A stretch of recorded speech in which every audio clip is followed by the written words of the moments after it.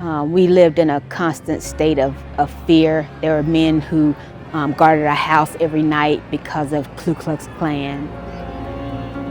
This is where the march would go, and the streets would be full, and the white folk would come to see us march, but really to yell at us.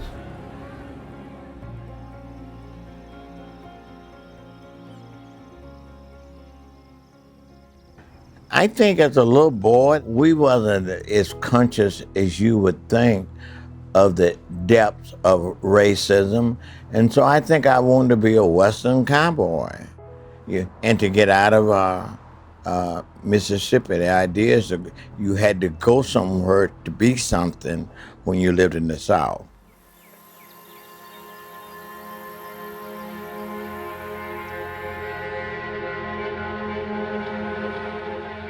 McLeod was my brother. He was the oldest that did the plowing, and then when the war came, World War II, he was old enough to go in the military. He had got into some trouble with a white man who became the mayor. But when he came out of service, he was at a theater with his girlfriend. He was targeted, profiled, the policeman. He came up behind him and hit him with a club. And so he just sort of spin around. Think of a military guy just getting out of service, being hit on the back of the head. And the guy stepped back and shot him 2 times in the stomach. And he died on the way to the hospital, and I was in the car with him.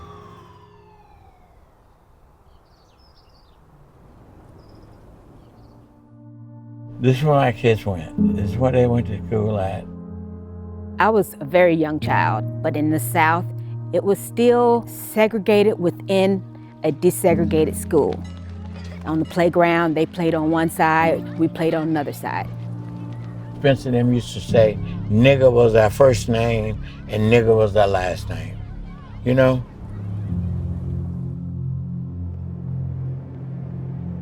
There was a lot that was going on during that time. We lived in a constant state of fear. There were men who guarded our house every night because of Ku Klux Klan. They were locking black boys up in jail and beating them, and they had locked one up in jail because he had called and asked a white girl for a date. This is now in 1970. That Saturday night, we thought that they were going to beat him up. And so we came up to jail to make sure they didn't do it, and they locked us in jail. That was the jail that we were locked up in for the first time here in Mendenhall, and the protests for the marching came out of that. I talked to the people from the jail cell. I told them that this was an opportunity for us to not turn back. This might be the opportunity for we becoming free people. And let's bind together, and let's boycott this town, and let's do what needs to be done. That's when all of the black families came together. That's when what you might call the Mendenhall uprising started.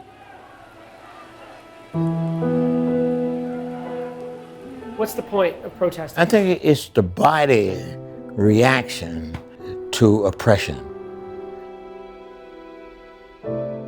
The march went to enforce the boycott. That was the method. This is where the march would go, and the streets would be full, and the white folk would come to see us march, but really to yell at us.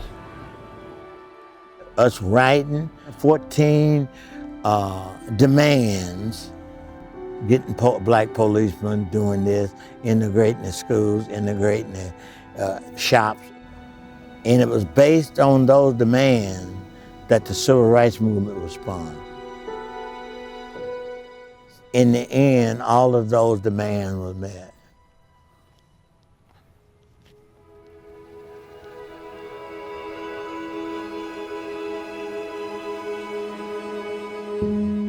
I believe love and justice is one and the same. that justice was the motivation for God's redemption. I should never have gone, but I didn't realize the depth of the hatred whenever someone in those days would get arrested in the pursuit of their civil rights. And it was like 19 students going back to Jackson, and they stopped those students and arrested them. And when I came up to get them out, and they came out to arrest me, and they started beating us in that parking lot, the sheriff said, "This is another ball game. You're not in Mendenhall." And boy, he clubbed me. And then they started. It was savage.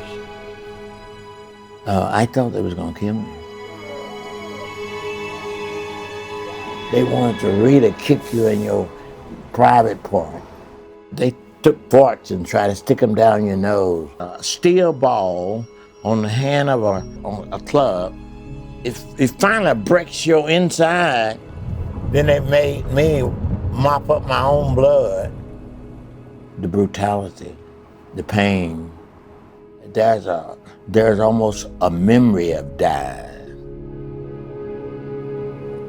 You can kill people easier when you take their humanity away. The beating was designed to stop the boycott. They done it in a county that was more oppressive, that was led by a sheriff there who was a Ku Klux Klan. Boy, I saw the ugliness of hatred. I said, boy, if I had an atomic hand grenade, I would release it and kill me and all the people in there. I discovered that I hated them back, and I hated them as bad as they hated me. Then I saw I was a bigot too. And I said, Lord, if I get out of this jail alive, I want to preach a gospel that is strong enough to destroy some of this madness, this hatred.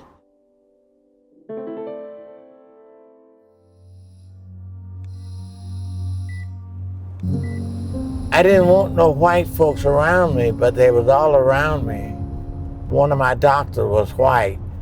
He would come and sit with me every night at the hospital until I go to sleep, every night. In that broken moment, that I was outloved by those people I need to hate.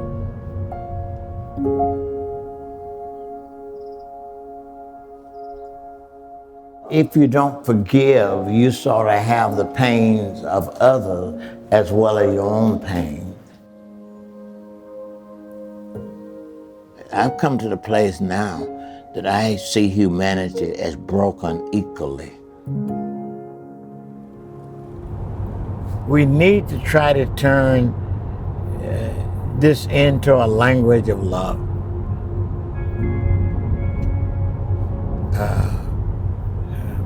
We need to turn it into beauty.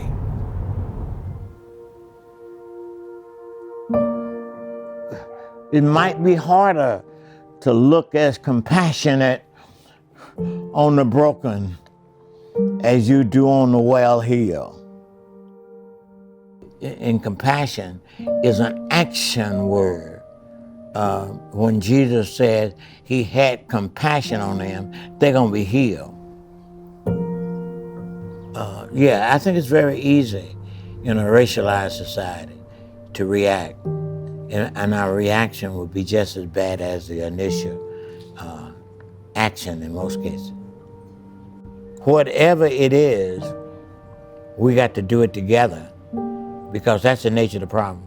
The nature of the problem is that we're divided. If you would just decide to get together, the kids, and throw them out there, white, black, Jew, and Gentile together, they would have a good game. They'd play a good game without us. We gotta do it together.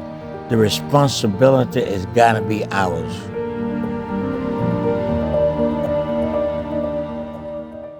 I think I'm learning something even right now. the redemptiveness that is in Christ Jesus. I live by the faith of the Son of God who loved me and gave himself for me.